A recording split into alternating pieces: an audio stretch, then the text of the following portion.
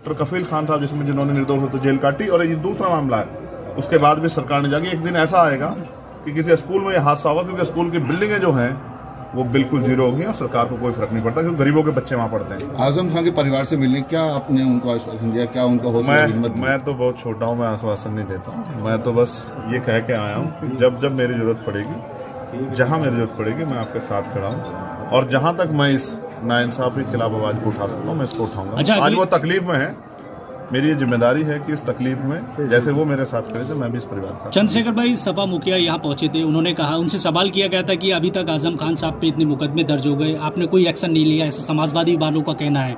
लेकिन अखिलेश यादव ने कहा था कि ये तो ऊपर वाला जानता है, ये समाजवादी जानती है। तो आप क्या लगता है आपको जिस तरह से उन्होंने कहा? अच्छा चंद्रशेखर भाई, जिस तरीके से आप भी घटक दल रहे समाजवादी पार्टी के शुरुआत में जी, और ओम प्रकाश राजभर वो रामपुर आए थे, उनका सीधा ये कहना था कि आजम खान से वो मिलने के लिए जा रहे थे, उनको रोक दिया गया। तो क्या लगता है आपको, क्या आपके साथ भी कभी ऐसा हुआ? 2022 में हमारा अलायंस हो रहा था समाजवादी पार्टी से, at the last Samajwadi party के अहंकार की वजह से वो नहीं होगा, जिसकी वजह से उत्तर प्रदेश में सत्ता नहीं बदली। लेकिन मैं इसी मंच पे सिर्फ आजम भाई की वजह से उनसे जुड़ा। आजम भाई ने यहाँ उपचुनाव में मुझे बुलाया और इसी मंच पे अखिलेश जी से मैं दोबारा मिला, वरना मैंने तय किया था कि मैं अब दोबारा कोई गलती नहीं करूंगा।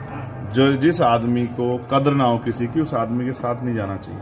लेकिन आजम भाई की वजह से मैं दोबारा उनके साथ मैंने मंच साझा किया, सिर्फ इस वजह से क्योंकि वो मेरे बड़े हैं और उनका आदेश था कि ये मंच आपको साझा करना। बीजेपी उपचुनाव की सभी सीटें जीतने की बात कह रही है इस बार। समय बताएगा कैसे जीतना चाहते हैं। सर्टिफिकेट रखना चाहते हैं घर में, डीएम साहब से सीधा ही ले लो। चुनाव काहे को करा रहे? जनता वोट देगी।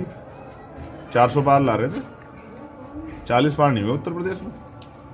आप समझे, ये जनता है, अच्छे का दिमाग ठीक कर देती है। और ये सत्ता परमानेंट नहीं होती, ये भी बात आप मेरी याद रखना। सत्ता परमानेंट नहीं है, सत्ता आने जाने वाली चीज है। आज उनके पास है, कल हम जैसे कमजोरों पे आ गई तो कोई गरीब परेशान नहीं रहेगा। और आप सोचो 7 साल से जो मुख्यमंत्री वो ये लोग कहते फिर डर जाओ डर जाओ, हम पे होती ताकत, हम होते उत्तर प्रदेश के मुख्यमंत्री।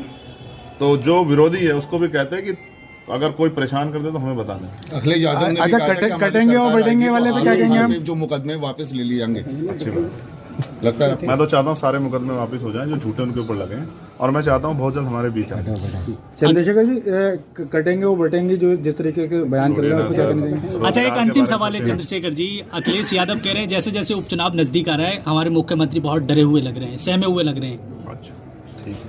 आप क्या कहेंगे? मेरा उनसे कोई करीब का रिश्ता नहीं, और मैं असेंबली में भी नहीं, क्योंकि मैं उनसे बहुत आमने सामने बैठ के बात करता हूँ। अच्छा, तो आरक्षण जो है, कहना नहीं चाहता। और मैं फिर कहूँ, सत्ता बैठा आदमी जिसके पास सारी पावर, वो डरे ही अच्छा नहीं।